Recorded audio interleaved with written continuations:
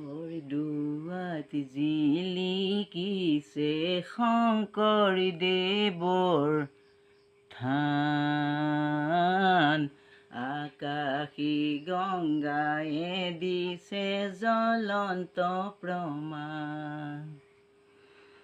সাঁচি পাতৰ শংকৰদেৱে লিখি থলে নাম, সেই নামে শুদ্ধ কৰে ভকতৰ প্ৰাণ। এই ৰাম ৰাম বৰদোৱাত জিলিকিছে শংকৰদেৱৰ থান, আকাশী গংগায়ে দিছে জ্বলন্ত প্ৰমাণ। সাঁচি পাতৰ শংকৰদেৱে লিখি থলে নাম, সেই নামে শুদ্ধ কৰে ভকতৰ প্ৰাণ।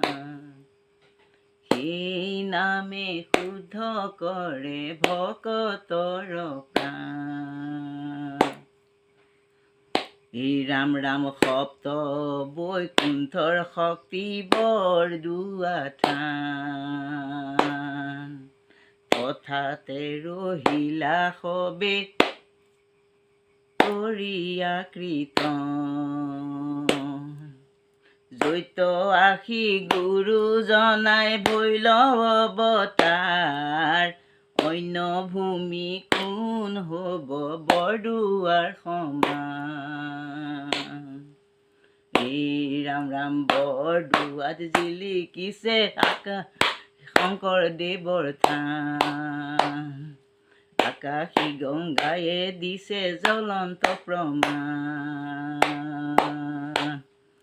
সাঁচি পাতৰ শংকৰদেৱে লিখি থলে নাম, সেই নামে শুদ্ধ কৰে ভকতৰ প্ৰাণ।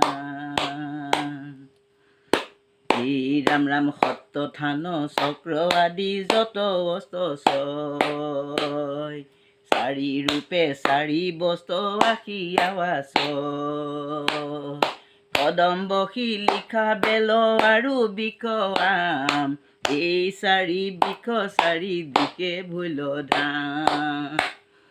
বৰদোৱাত জিলিকিছে শংকৰদেৱৰ থান, আকাশী গংগায়ে দিছে জ্বলন্ত প্ৰমাণ। সাঁচি পাতৰ শংকৰদেৱে লিখি থলে নাম,